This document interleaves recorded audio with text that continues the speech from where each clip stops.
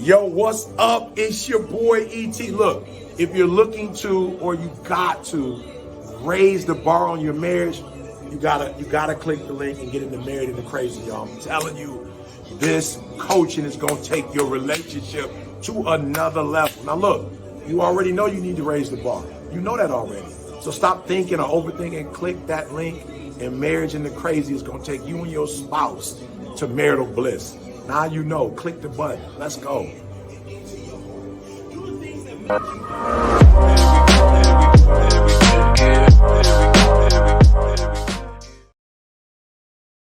Welcome to another episode of the Married into Crazy podcast with Snooks and Lovey. I'm Lovey. I'm Snooks. And as all of you know, we occasionally like to bring you some amazing individuals that can actually enrich your marriage. Mm-hmm. So we brought you other couples that have gone through some stuff. We've brought you celebrities, athletes, the garbage man next door. We brought you everybody that can truly invest in your marriage and help you get to that next level. Mm-hmm. And I have to say that today I'm really excited because it's like we're bringing you all the above.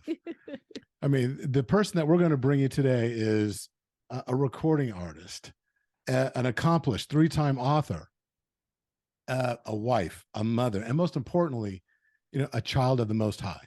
Mm-hmm. And so without further ado, I want to say, Jackie Gouche, welcome to the Married into Crazy podcast. Thank you for having me. I'm excited to be here. This is phenomenal. It's one of those things where we get a lot of requests to come on the show, and some fit, some don't. And I'll be honest with you, over the course of the last 3 months or so, because we've had some changes in our family dynamics, I've just kind of pushed everything off to the side. But when your assistant reached out, and I didn't recognize your name, but I was like, okay, you know what? Let me just open this one up. And when I opened it, the thing that hit me, I want to get into a little bit later. I'm not even going to bring it up right now, but there were a couple of points that I thought, podcast or not, I just got to have a conversation with this woman. So we like to jump right into it.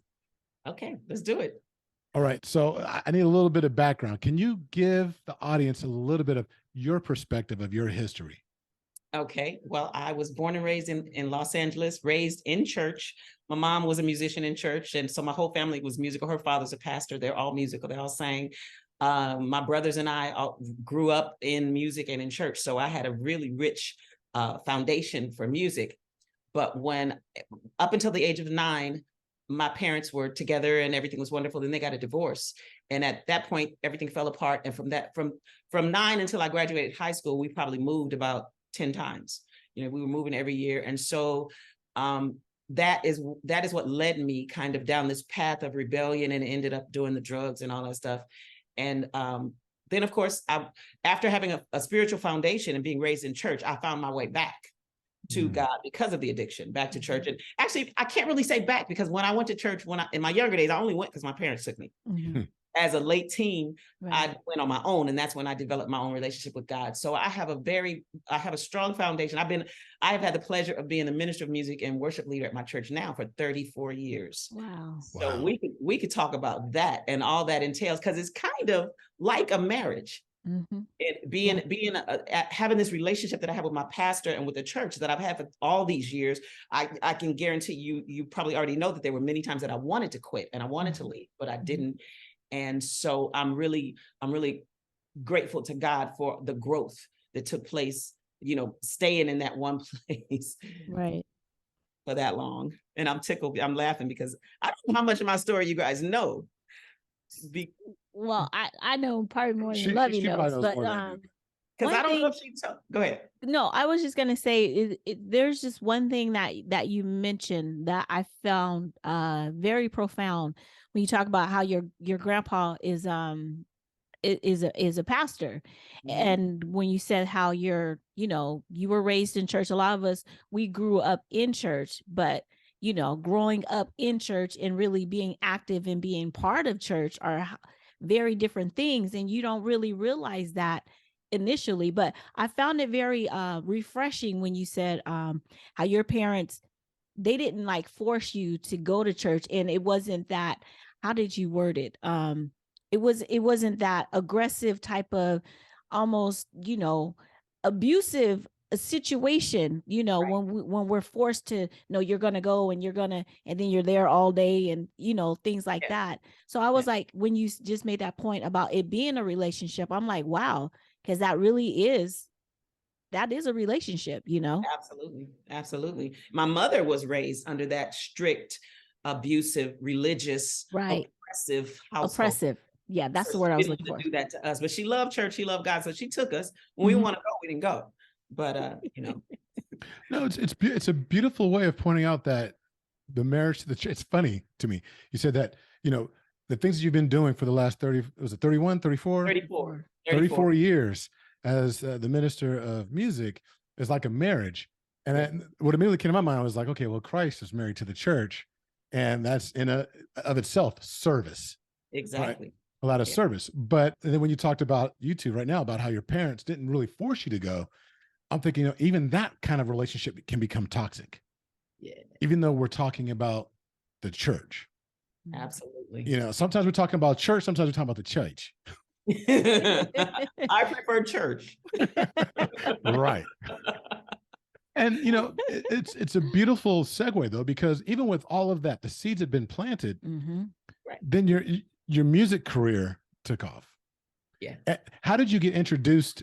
Well, I know it was through the church. A lot of people find their way through their upbringing within the church. You know, you've got so many individuals that have actually done that, the Houston, so forth, the Winans. But how did you make that transition going from growing up in the church to the secular industry? Well, it was actually my brother, Andrew Gouche, who is bass. He's like the godfather of bass players, the gospel bass. He's played for everybody. He started 40 something years ago with James Cleveland, and he played with Andre Crouch, the Winans, and anybody in gospel that you name, he played with them. And so he started introducing me. He was always very proud of me. He was like my mentor at the time, my big brother. And he would always tell people, you got to hear my sister sing. My sister can sing. So he started introducing me to people that he played for, like Andre and Sandra. They were the reason that I ended up doing The Color Purple, because they were contractors for that kind of job back then. And so when people wanted a choir sound or that kind of sound, they would call Andre and then they would call me. And so that's how I got into just in the business. And that was both gospel and secular. And then from it kind of just snowballed into me meeting other people in the industry. So I sang background in the secular industry, but my roots are always gospel and my heart is gospel. Okay, so I just want to just say just real quick, you said The Color Purple, and I need everybody to know the song that you sang in The Color Purple. I got chills right now, because that was like everybody tried to sing that song in church after The Color Purple. Everybody. I have a cousin, and she was trying to lead the song. But obviously, of course, it didn't sound anything like you, but it's always such a trip, like when you find out who is behind the music. So tell us the song that you sang in The Color Purple. It's the song God Is Trying to Tell You Something. Hey. The scene in the church, the girl who stands up in the choir stand and she starts the song. She says, how are you out? That's my voice. So she was lip syncing to my voice. And I can tell you, while we're on the subject of this, The Color Purple, I can tell you an interesting story, a beautiful story behind it. When I did that session, I was pregnant with D Smoke, my middle son, Daniel. And I was in and out of sobriety and addiction. So I was struggling with addiction, but I was at the worst of my addiction actually at that time. So I was like sober for a few weeks. They called me, I did the session. Then a couple of weeks later, when I got the check for that session, that was more money than I ever made in my life. So I didn't know what to do. It's $1,600, but back then, 35 years ago, for a 22-year-old, $1,600 was most. So I could not resist the craving that it brought, that money. So I ended up getting high with that money. But I had enough sense, and my relationship with God was strong enough, even though I was going through addiction. And this is what I like to tell people: just because you're going through something, your addiction, you're struggling with something, that doesn't mean God is not with you. He's right there with you. He's with me. And I prayed. The day, okay, I have to tell it like I always tell it. October 17th, 1985. I took my last $40 and I went and bought some cocaine. And I said I was going to go home. I'm going to smoke this. Now, mind you, I'm 7 months pregnant. So I'm going to smoke this. It's going to be my last last time getting high. So I went home and I smoked it. And then a few hours later, I started having contractions. And that he was not due for 7 weeks, something like that. But I ended up giving birth to D-Smoke that night. Wow. So I got high that morning and I gave birth to him that night. But I prayed. And, you know, I just asked God, I said, Lord, I know I don't have no right to ask you anything right now, but I just pray that you have mercy. And not only did he have mercy and they did not find drugs in his system, or they did not take him away from me and put me in jail, which is what they would have normally done. Right. Because that's what I was wondering. He turned out to be the D-Smoke that everybody knows. And if you know anything about him, he's a brilliant, not just talented musically, but a brilliant person, and he always has been. I could always see in him from the time he could talk. Even before he could talk, I could see how special he was. Mm-hmm. You know, and it was just like God showing me his love, showing me how much he loved me. And, you know, in spite of me, in spite of my struggles, he put his finger on Daniel Anthony Farris, and caused him to be this amazing person who he got a full academic scholarship to UCLA after getting straight A's in high school. Then he graduated from UCLA in 2007 and went back to Inglewood High School and taught Spanish. So, and then of course, if you follow him, if you know anything about D-Smoke. Because remember he rapped in Spanish. Okay. That Okay. I'm sorry. I know we're getting ahead of ourselves. I'm sorry. Did not see the whole, I didn't get to see the whole thing. The rest of the family did. When he came, I got chills again. He came out there. I said, is this brother speaking Spanish, doing his, man, he shut it down. He shut it down. But do you feel like, do you find it, I don't want to say ironic that was the actual song that you sang, and then you went, you got high, but you delivered him. It's like that was for you. You know what I mean? Absolutely. Like the Lord was trying to tell you something. Wow, that's amazing. Absolutely. Yeah, and you know what's funny is I've now started doing this series. If you go to my YouTube page, you can see the series called Message in the Music. And so I'll play one of my songs, and then I'll give like a 5 or 10 minute message that's found in that song. Because what I've learned over the years is that God has always spoken to me through music, not just personally to me, but he speaks through me. You know, music has a powerful message. It influences people. You know what I mean? It strengthens. Music has more power than people want to admit. And so yeah, he was definitely trying to tell me something. Wow, that's amazing. So this means a lot to me personally, because when Netflix aired the series, I jumped on it from the very beginning, because like finally something that speaks to me. I don't got to watch American Idol or any of these other stuff. Right. But what was funny was that probably like the second or third episode, I can't remember exactly which one it was, and it was early on in the series. I was like, that brother's dope. I'm like, and it was before he actually busted out and sang, and he rapped in Spanish. Yeah. But when he did that, I mean, I think my daughter was sitting downstairs with me, and we just looked at each other like, oh, okay. And don't get me wrong, there was talent. I'm not trying to throw any shade. There was a lot of talent on that particular show. He stood out because I felt like, I don't mean to cut you off, but his whole demeanor, even during the whole show, very humble, very, you know, it wasn't like big bravado or anything like that. He was very quiet, just very taking in the scene, looking in. I was like, okay, I see you. Well, you Mr. remember Smoke. when Snoop called him out? Yeah. That was, but I do have to say this, because I don't want to make it about your sons. And I do want you to actually give a little plug for who they are. Of course. I do have to say this. One thing that truly stood out, and this is long before, I mean, we're talking like when it first came out, what really impressed me about him was his reverence for you. He spoke to it multiple times throughout the show. Yeah. And that says a lot about your character, what you went through, what God brought you through, and the impact it had on his life. Yeah. My sons, you know what? I adored them for their entire lives, and they knew it. No matter what I had to do, how I had to discipline them, what I had to take away from them, or whatever, they knew that I loved them unconditionally above everything else. And so they've grown to do this. It's grown, and, you know, to do it's reversed now. Like they do the same for me. I feel so blessed and covered, protected and adored. You know, my sons really do. We have a wonderful relationship. They are the best thing that ever happened to me, really. That's awesome. Amazing. So, you know, real quick, I don't want to linger here, but go ahead. You know, can you really quick introduce our audience to at least the name and just tell them? Okay. The first family, what I call the first family of Inglewood. Can you? Okay. All right. So my firstborn is Davion Farris, who just signed a deal with Def Jam. And if you haven't heard him, because he's like the last one to jump on the train, but he's amazing, Davion Farris. And then there's D Smoke. Everybody knows him as D Smoke, but he's Daniel Farris. He's the winner, was what we were just talking about, is the Netflix competition Rhythm and Flow with Cardi B, Chance the Rapper, and T.I. They were the judges. And so Daniel Farris, D Smoke, my middle child, was the winner on that show. And then there is Sir, Inglewood Sir, who has some of the most amazing music ever. You're a Sir fan? You know what? I'm a Sir fan. I'm his mother, but I'm a fan. Because that was...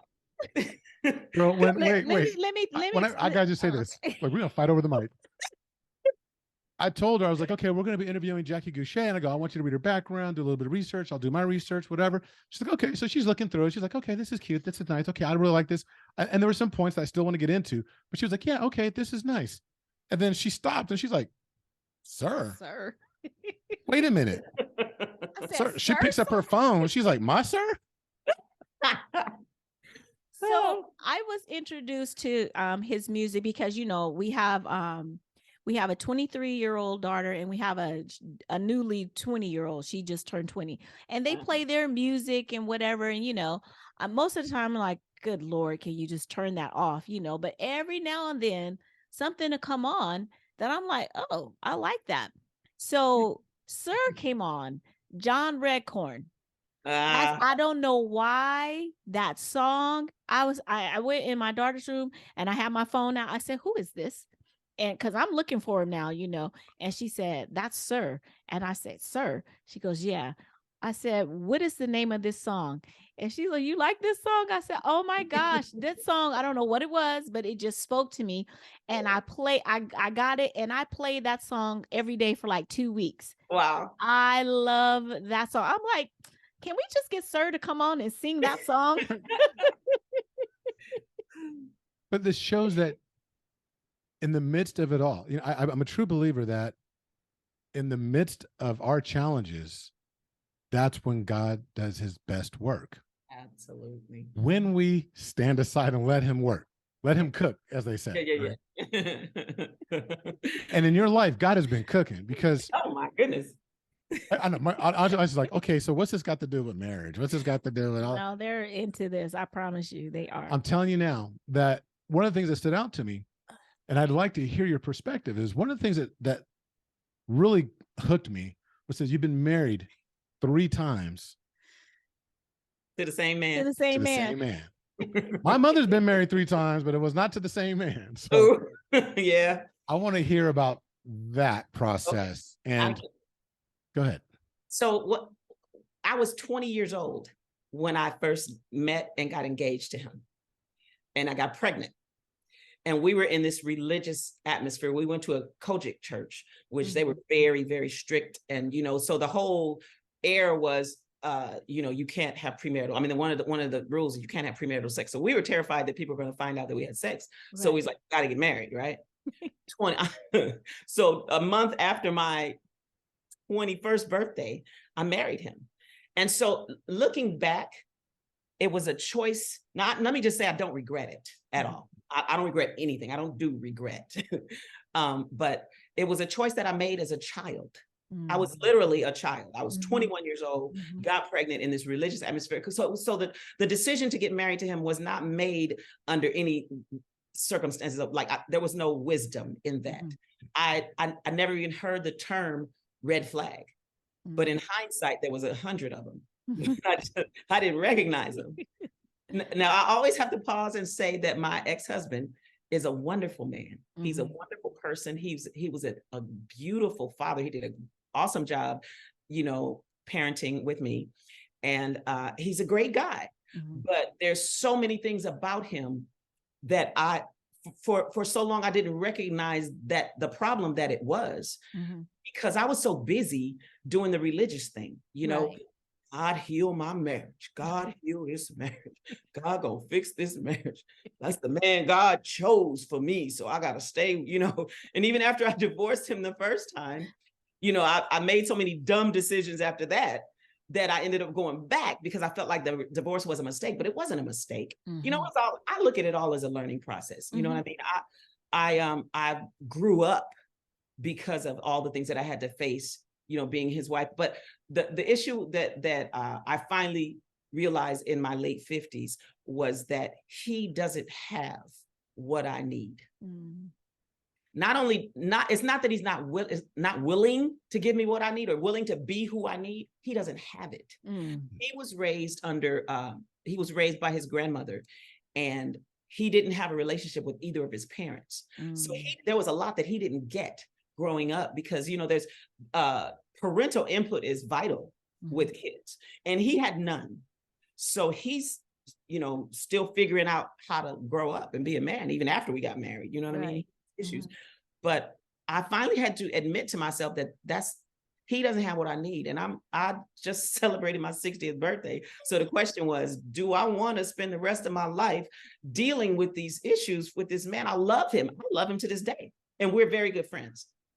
But I can't do wife to somebody who doesn't have what I need. And I realized recently that it's only been a year and a half since I left, that he'll never have it. That doesn't make him a bad person. That doesn't, you know what I'm saying?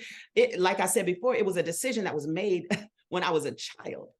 So I just had to just accept the truth that this ain't it. Right. We did a great thing. I actually believe, now this, you know, people can take this or leave it. I believe the purpose for us coming together was Davion, Daniel, and Darryl. That's what I believe. They were the purpose. And you don't, whether you look at it that way or not, that is the beauty that came out of this marriage that was stillborn. Our marriage was like stillborn. The marriage, you know what I'm saying? Because when we got together, neither of us had the tools that are required to to nurture and to develop a mature relationship. Neither of us had that. Right. And we didn't know how to communicate. Both of us were non-confrontational, so we just kind of avoided stuff. You know, neither of us knew how to handle money at all. So you can imagine what a tragedy that was for so many years. Just, oh my God. And it was like, you know what? I don't have to do this. Right. You know? And I'm okay with that. Because, you know, I'm sorry, you got a question? I can stop. Go ahead. I'll try to make him my answer.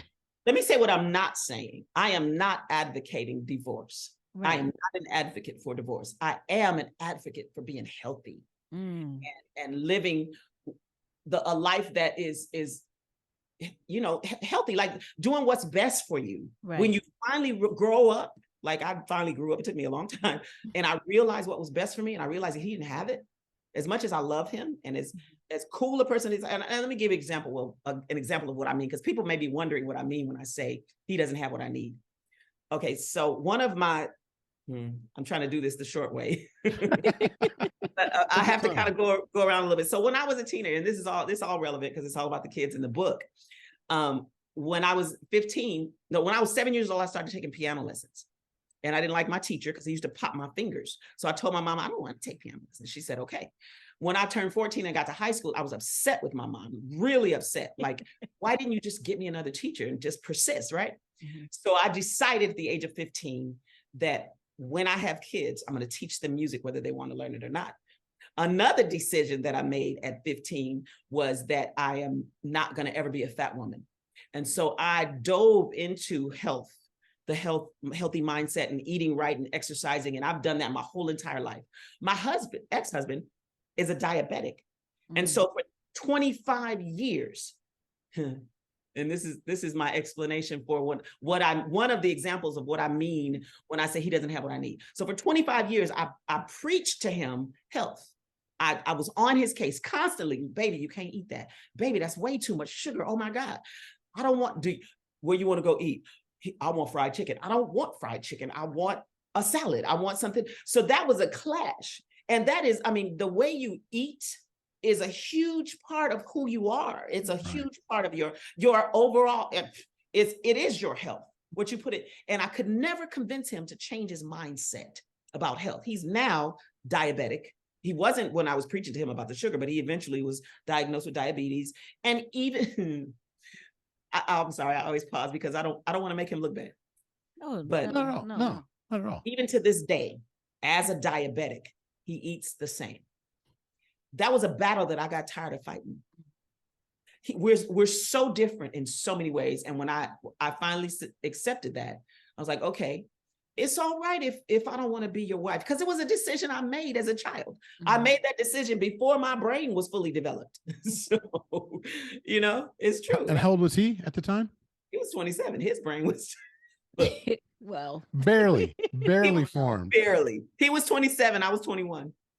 So do you think that one of the reasons, or you know, when you said that in your book, there was a wound that just never really completely healed from when your parents divorced. Do you think that that played a part in your going back and staying for as long as you did? Definitely. It was the reason I stayed as long as I did initially. That and the church and the religious mindset is why I stayed and why I went back. I've only in the last couple of years have I graduated from the oppressive mindset that can come with religion. I love God. I love the word of God. Yes. But religion, I got issues with religion and you know what it does to people. It's not a lot of religious cultural habits and things that happen in church and and Christianity is just not healthy. It's not healthy. So yeah, that was definitely my parents' divorce. Because I decided, after my mom left my dad, I felt like life was over. And so that feeling, and it really, there was a movie that came out when I was 17 called Children of Divorce. I was 17, right? My parents, it was 8 years after my parents divorce. And I remember my mom and I were watching the movie, and towards the end of the movie, I sat there and tears just started rolling down my face. And then before it was all over, I was sobbing uncontrollably because it ruined, it crushed me. Yeah. My parents divorced and never getting back together. And so I didn't want to do that to my kids. And so, yes, that was a huge part of me staying. And then I would rather have been on your show talking about the success of our marriage. I really would. But I'm the one that has to live the day-to-day with him. That's right. That's right. And I know what is healthy and what is not. And I know what it would have taken it. And I already lived a life of self-sacrifice just as a mother and those boys. I sacrificed a lot to be there for my kids and to stay in that marriage. And I figured, 60, self-sacrifice can kind of, take a back seat. Did that already, Take a back seat. No, I hear you. And it's funny. The thing about Married into Crazy. So first off, crazy stands for compassionate, real, accountable, zealous, and yielding. And it's one of those things where it only works when both parties are willing to work on some aspect of being crazy. Yes, absolutely. We're not, and there's times where people reach out to us like for coaching and what have you. And our number one question is like, are both parties willing to put in the work on this? Put the work in. It can't be I need an exterior person to come in and save our marriage. That don't work. You have to be active. You have to participate in your own rescue. Right? Yeah, both of you. Exactly. But the thing is, when it comes to being married into crazy, look, don't get it twisted. We are very pro marriage, but that does not make us anti-divorce. Yeah. Because there is just, like I said the other day, everybody just ain't meant to be married. Right. It's true. I love that. I'm pro marriage too. I'm just not married. I like you. So, with all these things that you've been through. So, I mean, we're talking about the music career. We're talking about relationships. We're talking about all these different things. This evolution of self, evolution of womanhood. I love that. How did you, and I really want you to get into, in the midst of all of this, as God was working on you, how did you raise 3 kings? That's the reason I wrote the book, because I got that question often. People would see my sons and go, how'd you do? Yeah. So what I did was I remembered much of what I did as a parent was what I wished my parents had done. It stuck with me, like, for example, the piano lessons and I've always been like the top of my class. I've always been one of the smartest kids in my class. And so I always made good grades, but my mom, she figured because I made good grades, I was a good girl. But I was out doing a little bit of everything. I told you preteens, I was out, smoking, drinking, having sex. I'm talking about 12, 13, just wildcat, right? And my mother never knew. She never knew until it's funny now when she watches these interviews, she'd be like, you what? She 82 years old and she's just now finding out what I was doing as a teenager. And because of that, because I knew she was completely unaware, that was another decision I made as a young girl. When I have kids, I'm gonna focus my attention on them. Yeah. I'm gonna know everything they're doing. I'm gonna know their friends. I'm gonna watch them. They will not ever be somewhere that I don't know where. Right. That's not gonna happen. And so I was very intentional and focused on my sons. And when I said I did a lot of self-sacrifice, I did. I mean, when I gave up, I had the opportunity to go on a tour with Stevie Wonder when they were like 3, 4, and 5, or 4, 5, and 6, or something like that. A 3-month tour to Japan. And it was a dream of mine, but I couldn't go. And I actually auditioned I auditioned just because I wanted to meet him. And then when they hired me, I was like, oh, I can't leave my babies for 3 months. And if I leave my job for 3 months, I won't have a job when I get back. So for those 2 reasons, I made a sacrifice. I sacrificed to make sure that they had everything I didn't have. And it also raising those young men. And I say this in every interview. So people who have seen me several times, I tell this because a lot of parents don't realize that you only have 7 years to make your children who they're going to be. The first 7 years of their lives is when their minds are like sponges. Yeah. Everything that happens, everything they see, hear, witness, and everything you do and say, or whatever from anywhere, it becomes a part of their subconscious programming. So subconscious mind, which stays with them throughout life. And so I had 7 years to give them what they needed, the first 7 years of their life. So I literally poured myself into my sons. And I did, I didn't even know about the 7-year thing until later, but I'm just grateful to God that he gave me that awareness where I knew that they needed my attention. I never put them in daycare. There were no babysitters. My mom was the babysitter, my mom and my Aunt Linda. I rarely left them. I never let them go anywhere. And I know this sounds like I was a very oppressive, abusive parent, but no, I was attentive.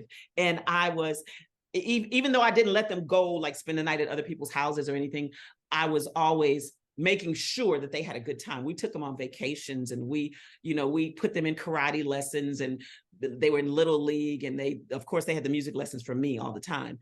And so I poured myself into my sons. I gave them my undivided attention.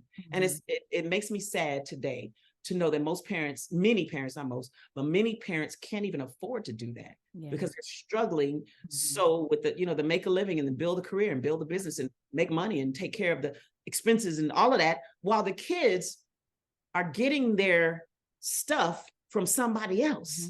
Right. And I wasn't gonna let that happen. That's like they're gonna get what I have. I'm gonna give them everything I have. I'm gonna make sure I keep my eyes on them. I was actually accused of being overprotective. I didn't care. Right. So be overprotective. But yeah, I mean, I focused on them and I loved them hard. That's the thing. Love them hard. Listen to them. Respected them. That was another thing. As young men, they were little guys. I can't say I never yelled at them because that would be untrue. But I rarely raised my voice at them because I knew when they were like 8, 9, and 10 that I was raising men. And so I respected them as men. And we had that kind of relationship. I listened to them. I communicated with them, but I was a disciplinarian also. So when you ask how I did it, those are all the ingredients. How did you strike that balance between being an attentive parent that was dedicated to the children versus being the overbearing, that what do you want to call it? The stereotypical overbearing, you're going to do it my way kind of thing, or what I mean, that what do they call them now? Like tiger moms or helicopter moms? Yeah. I might have been no, that's not true. So here's the thing. There's this thought process or psychology in parenting today in society that, you allow your children to choose. You don't force them to do anything. That's like one of the things in the belief system, but that's popular among parenting. I don't believe in that. I believe because children come into the world not knowing a thing. That's right. They don't know anything. They don't know. Just like me at 7, I didn't know that I was going to be a musician, and I chose not to take piano lessons. That's a perfect example of the need for a parent to take control until the child is old enough to make their own decisions. That's the thing. I gradually allowed them, their own choices. But at first, like up at, as little babies and toddlers and even, 4, 5, 6, 7, 8, I was in charge. And I didn't care that people thought I was being too hard on them. I was in charge. I made the decisions for them. When they exhibited the ability to make wise choices, then I would allow them to make choices, but not before. So yeah, I might have been a little bit strict. I wasn't a little bit strict. I was kind of strict. No, but I balanced it with the love. There you go. Yeah, it was. And the proof. See, there's a thing. There's certain metrics that we all say. Success leaves clues. Yeah. And when you look at, okay, let's be honest. We have people that listen all over the world, and Inglewood, California, if you don't know by now, it can be a difficult place to raise a family. Yes. And we're talking 20 years ago. Yeah. And it's done nothing but, and even back then, it was an extremely difficult place. Yeah, the climate was very right. Yeah. I mean, if you know about Snoop, if you know about the culture. Life. Oh yeah, they were surrounded with that stuff, which was another reason I was overprotective. I didn't allow them public transportation. I allowed them to ride the bus. I was either going to drive them or they did sometimes. It's one of those things. Me and their father got into it about. He's like, let them boys catch the bus. Hey boys, let them be boys. Let them be men. Like, no, I'm gonna drive them. And then soon as Daniel turned 16, he got a car, and he drove them. Yeah. There you go.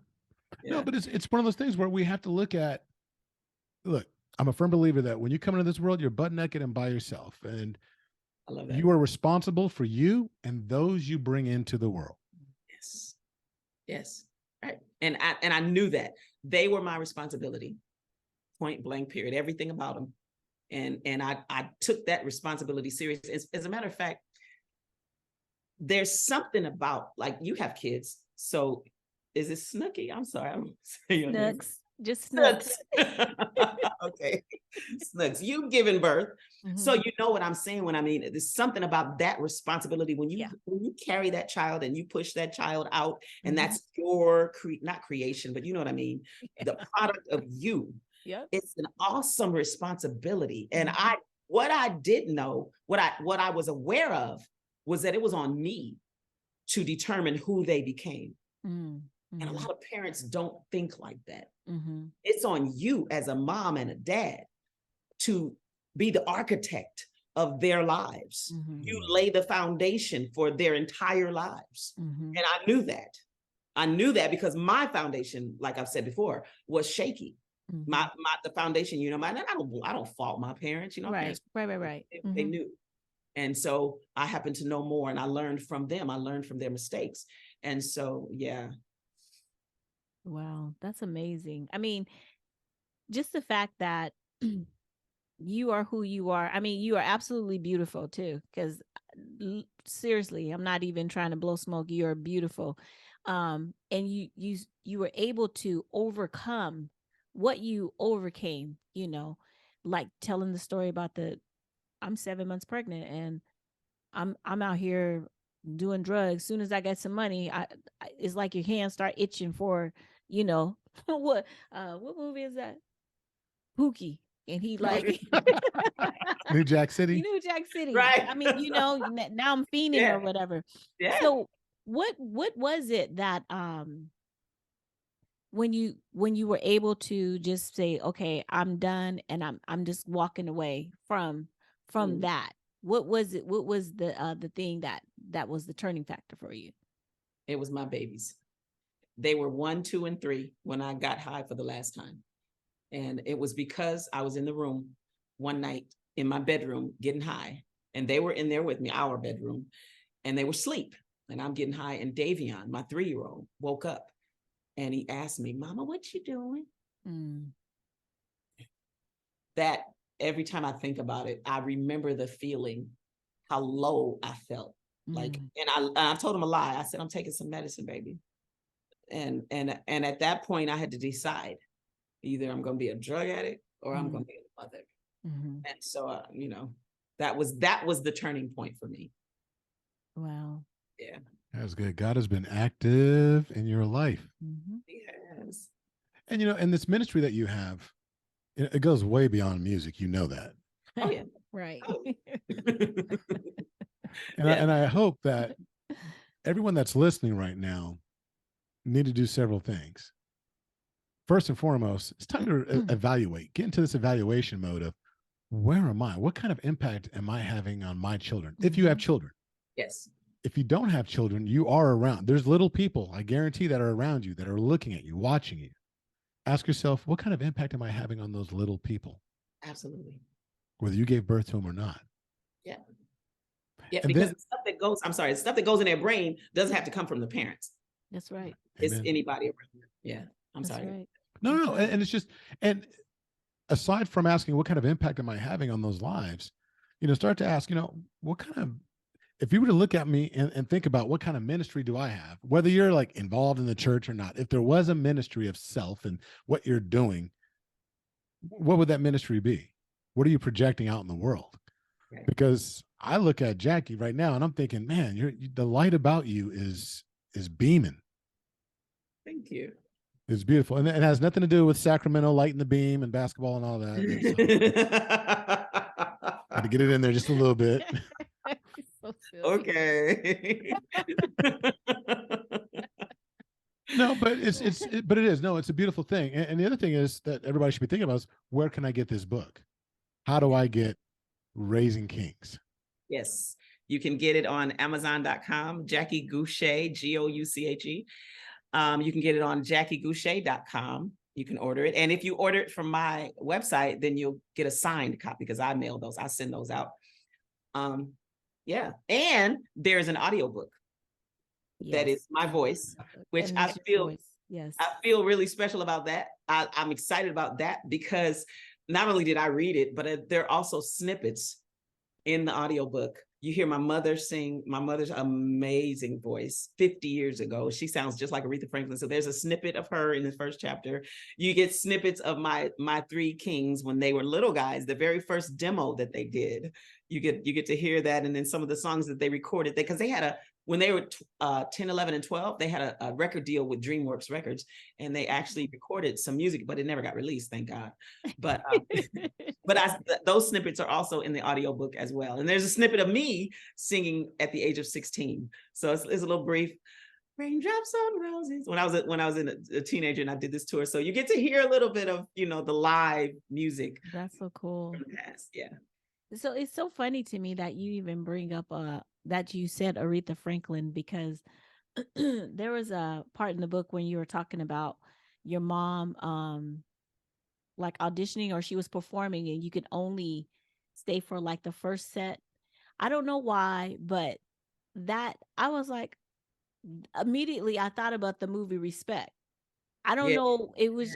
I pictured the little girl sitting down with her little cup of Kool-Aid or whatever, listening to, you know. For us, it was Shirley Temples. Right. Yeah, Shirley. I just found that's funny that you said Aretha Franklin, because when I was reading that, I was like, oh, that reminds me of the movie, you know, Respect. So this is great. Look, we want to respect your time. Look, you've been dropping gems from the very beginning. And it's very inspiring. It's encouraging. And when you talked about how even all the stuff that you were going through, God was always active in your life. Yeah. I think that, I hope everyone catches that it's like, you don't go to church. Just because you go to church doesn't mean you are of the church. That's like saying, just because I sleep in a garage, I'm a car. Exactly. Never heard that one. No, but I do think that you allow the work to be done in your life. And I want to thank you on behalf of all the D-Smoke fans, all the Sir fans, and all the soon-to-be Davion fans. Thank you for going what you went through to bring other beams of light into this world that are positively affecting so many others. So, I mean, I just want to ask Go. some questions that, we normally would I'm ask. okay. You said you want to respect my time. I'm here as long as you need me. Okay, it's on now. Let's go. So, if there was a gigantic billboard, if you had a gigantic billboard, and you could put anything that you wanted to put on there, what would it say? I have one message that is like the core of everything I say, is that God is with you, no matter who you are or where you are, whether you believe in him or not. He's with you. And so I like to encourage, I don't know what I would put on the billboard. I don't know how I could word that, but God is with you. That's the whole point. God has been with me. He's not, and I could get deeper into this as a real message. He's not only with us, he's in us. We are all made up of a part of God. God is in everyone, whether people want to believe that or realize it or not. We are made up of the stuff of God. And so really it doesn't take going to church, and it doesn't take being a Bible scholar. It just takes a mind and a heart and a desire to connect with the source of your life. You know what I mean? And so that's my point, or my message to people, is connect with the source. Because without it, you are floundering and flailing throughout your life trying to figure this thing out. Without him, I don't know how people do it. And I'm not trying to convert anybody to Christianity or convert anybody to anything. Right. I'm trying to inspire and encourage people to just connect with God. Right. Right. You're telling your truth, and I think that a lot of times people, oh, here you go again. Because I have a brother who every time we be, oh, here we go, always got to be about Jesus or whatever. I'm like, boy, if you don't make me, I'm going to smack you, but find that connection. What is the thing that centers you? What is the thing that grounds you, So. Yeah. And I think that's a great point, because I love when you said that you don't have to be a Bible scholar or what have you. So many people think they have to get right. They have to do something before they can go to Christ, before they can actually form a relationship with God. And I always think back to, there was a quote, there was an interview that Steve Harvey did once, and he was talking about, show me in the Bible. Okay, so what degree did Jesus have? And he's like, what degree did, all these different, he goes, none of these people, he goes, anybody that actually did anything, the people that are spoken about, and they weren't learned individuals. And it's funny, even right now, when you were talking about, Christianity, and you think you got to be this, you think you got to be that, you don't have to be a Bible scholar, you just have to be right in your heart and your mind, to have the right mindset. I'm like, and I immediately thought, people always forget about Jesus's cousin. John was out there looking crazy. Yeah. Oh, that's funny. Yes. For doing his thing. It's always the cousin, right? It's always the cousin. But it's one of those things, but as that time was developing, it was still one of those things where just open up your heart and your mind. Yeah. Simple. Yeah. Very simple. So I know that, you divorced 3 times, married 3 times. So right now, if you were able to go back and talk to your newlywed self, what would you say? She said, You said newlywed. You can't say run. No, okay. That's funny. Okay, so the newlywed means I'm already married. Yeah, like if y'all just jump the broom or whatever, you sign the license and now you have a minute to yourself, what would you go back and tell the newlywed you? I would go back. Oh my God, there's so much that I could say to her. One of the things I would say to that young woman is that you are beautiful. But she didn't know it. She didn't know it at all. In fact, it was part of my issue was my low self-esteem. And I was excited that somebody wanted to marry me because I didn't see myself as attractive, or, my gift was that I could sing. And I always leaned on that, but I didn't know my own worth. I didn't know my own beauty. I just felt like, ooh, he likes me, So the first thing I would tell her is how beautiful she is, and hope that she believed me. And the other thing that I would tell her is don't get high with him. Let him get high by himself. Don't you jump on the bandwagon. I actually started because he had some and I asked him if I could try it. Now I was already smoking weed. Right. You know, he was doing cocaine and I was doing weed. And he had so much. He had won some money on a game show and he had a whole bunch. And he was just sitting there with this pile of drugs on the table. And I was like, let me try it. I would tell her, don't try it. Don't, yeah. Sounds like there's another book in you. If you haven't already started. I'm already writing it. Oh, okay. I've already started on number 4. Wow. There's a few books. That's amazing. You know, what I do like is how you point out that you had your relationship with Christ, but you were still Jackie. You know what I'm saying? I think the world needs to know or even recognize that just because we are Christians, that does not make us perfect, because there all of a sudden you be well, aren't you the Christian? It's like you're supposed to walk through walls, or you don't do anything wrong. And, and it's like, no, that's the wrong message. The message is that he forgives me by his grace, am I saved? And I get to repent and do it again, because in my heart, I really am. I really do want to be a certain way or not do this thing again. But I just love how you brought out the humanity in Christianity. You know what I'm saying? Yes. No, I appreciate that. You said something, I don't know which one of you it was, about, dang, I lost my thought that quick. You said something a minute ago that stuck with me. When it comes back to me, I'll let you know. Let us know. No worries. Well, Snooks always gets, and we both appreciate you as a human being, because I always joke, it's a standing joke in our household, and even my pastor knows, and he gets mad at me. Get mad. But he gives me that look. Yeah. And I always tell him that had I been around during the time of Christ, I would have been the 13th apostle. I would have been that brother that was, the 12 are up there. We left Brother Ernie behind because he's still doing some stuff. He's still at the party where the wine is. That's right. where Brother Ernie is. Right. They'd have been like, where's Brother Ernie? I'm like, Jesus, you made that wine and he back there still. That was the point. Okay, I remember that you said you don't have to get it together. You don't have to get right to have a relationship with God. And really, I'm sorry, every time I pause like that, I think about there's like a story behind what I'm trying to say, and I want to make it concise. There is no get right.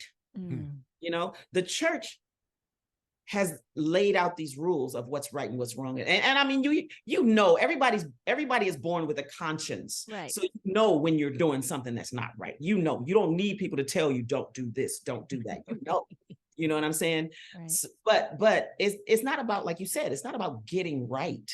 It's about becoming who you are, becoming who God created you to be, and fulfilling the purpose for your purpose for being on this earth.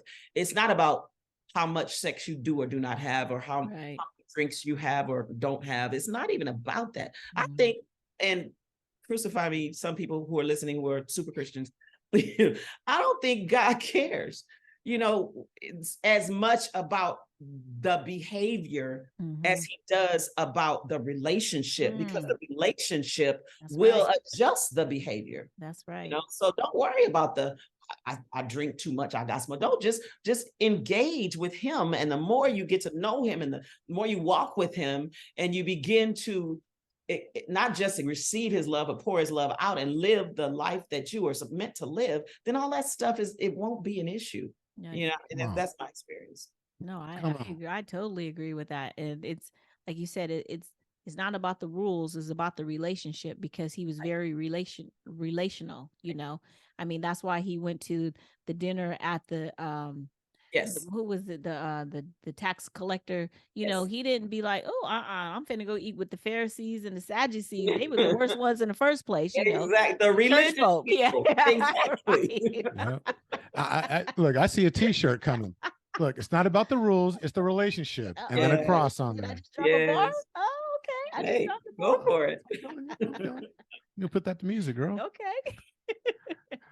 Look, that's so funny. Well, we can go on all night. I thoroughly enjoy this conversation. Yes, yes, It's- yes, yes, definitely. We're going to be watching. We want you to really rise, to really grow. This book needs to be in all the hands of those that are raising young men, because it is a difficult time, particularly for men of color, Yes.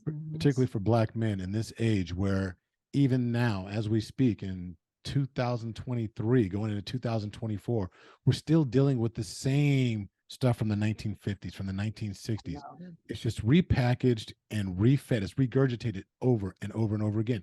We've got an entire state of Florida that is trying to take them back to Jim Crow laws. Right. Already has. Quite honestly, we're banning books again. You know, so it's one of those things where, and it's just amazing how Amanda Gorman's book, her poetry was just removed from a school system because a parent felt uncomfortable. So these are the things that we're fighting against. And more times than not, it's men, it's our young men that are getting lost in the fray and that are actually, you know, piling up in the graveyards. So your book as a blueprint, as a guide, if you will, for all those mothers that are trying to figure out, how do I do this in this time? I'm excited. So please, anybody listening right now, go to is JackieGouché.com. And is get this your backwards book. to you guys? It is, huh? No, it's perfect. Oh, it's backwards to me. Okay, yeah. Raising Kings. Raising Kings. But also, you know, there are two other books too. How Would I Know and True Worshipers. So don't just stop at that one. Get those other two also. Yeah. You are phenomenal. Thank I you. really appreciate the transparency. I mean, you know, you didn't get on, or even in your stories, trying to sugarcoat, you know, we believe in, we gonna tell it, and judge me if you will. Oh, well, that's on you, you know, but I really appreciate the transparency. And tell Sir I said hi. Yeah, I will tell him for sure. That's hilarious. Well, wait, let me tell you a funny thing about Sir. He was the one who rebelled or who protested the most when I tried to give them music lessons. Really? There were 3, 4, and 5, 4, 5, 6, on and on. Just over the years, I taught them, and it was a structured thing. It wasn't just, oh, I think we'll do piano. No, we was like, every day we're going to spend an hour at this piano, and he did not like it. Sir was the one. In fact, he rebelled the whole time. We had to like bribe him or, you know, just threaten him, you know what I mean? And so when he got to high school, he said, I want to play basketball. So he's playing basketball, right? And that's where that line comes from, his song Hair Down. I was just with some hoop dreams. He was serious. He had hoop dreams. He wanted to be a basketball player. And it wasn't until he was like 21 that he came back to music. And of course, everything I taught him was still there. So Right. So he thanks me. Well, we thank him. I promise you. We thank him. I know we keep going. We're like, oh, we're done. Oh no, let's keep going. I just want to say, from a personal note, it means a lot to me to hear your story, to hear the story about your sons. That there's redemption and coming back, right? And she mentioned 2 of our children. We have an eldest, our son is 28 and is having difficulties, having challenges.